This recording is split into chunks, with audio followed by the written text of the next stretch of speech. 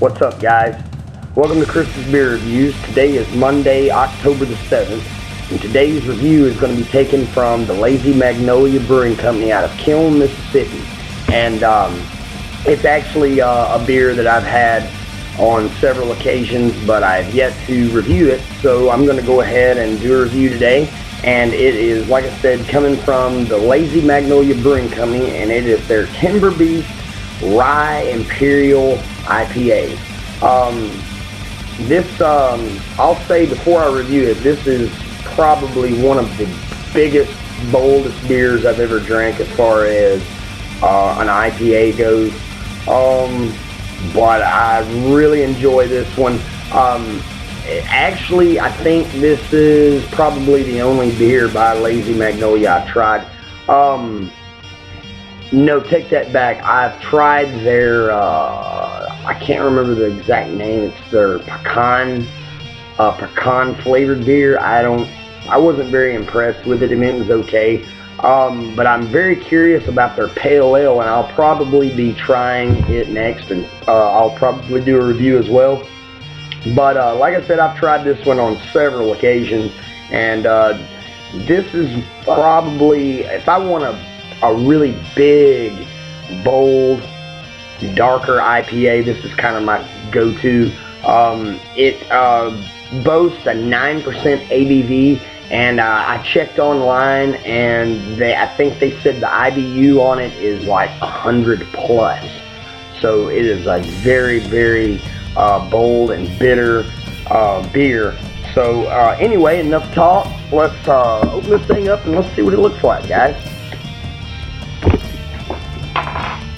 And I'm going to be pouring this in my normal beer stein. So I usually use my pint glasses a lot, but I'm going to retire it for today and use my old trusty mug.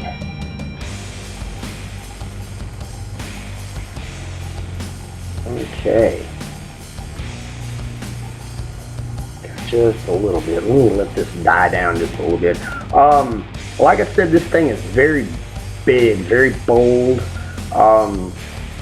Like I said, 9% alcohol by volume, which the name of this beer really tells a lot about it, and it's no lie. It is a beast of a beer.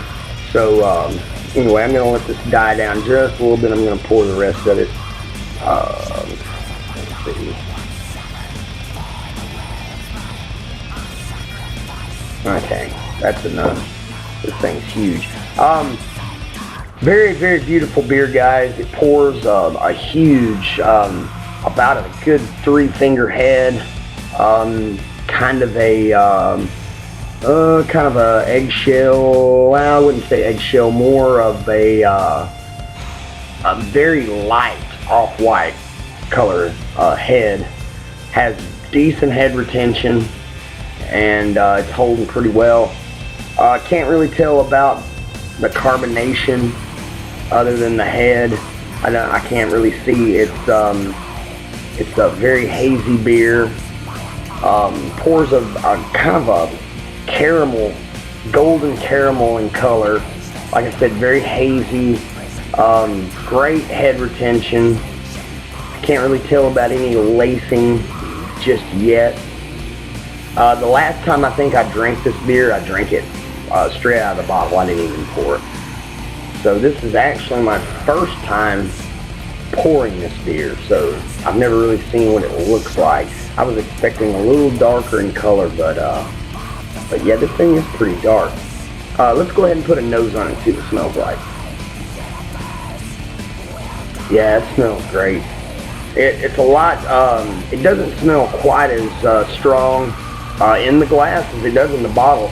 Usually when I open the bottle, I'll take a little bit of a smell, and it's got a very, very, very strong, a highly boozy smell.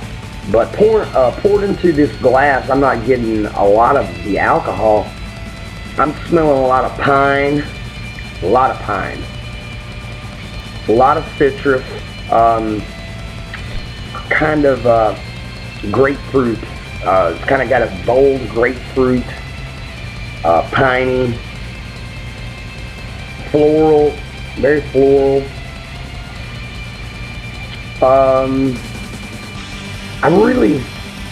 I can't smell any of the malt. I don't know what kind of malt. I don't know if the bottle tells.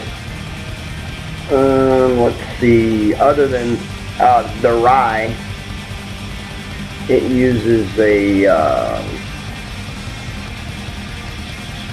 It doesn't tell. I know it uses, and correct me in the comment section if I'm wrong, Zithos style hops. I don't know.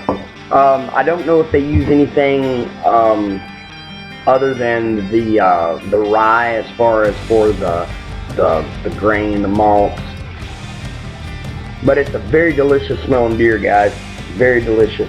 I'm getting some spotty lacing on the side of the glass now since the head is has diminished just a little bit.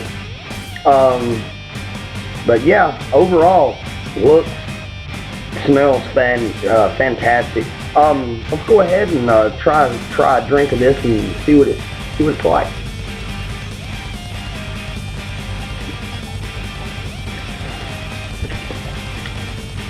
Oh yeah, big, bold. I'm getting a lot of pine, a lot of citrus up front. Lots of pine and citrus.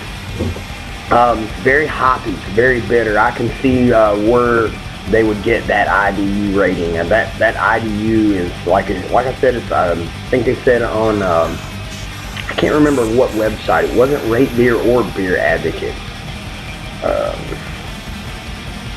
I think it was Draft Magazine. I'm not very familiar with that one, but they rated it, I think, a 92. Beer Advocate rates it a 90, which is an outstanding score. That's exactly what I guess. Yeah, it was exactly worded like that. 90 was outstanding. They didn't tell the IBU on Beer Advocate, so I looked it up on another website, and I think it was taken straight from the Lazy Magnolia's website, and they said 100 plus on the bitterness scale, and I can definitely taste that. Very, very bold. This beer doesn't play any games, guys. It's like I said, it's very piney.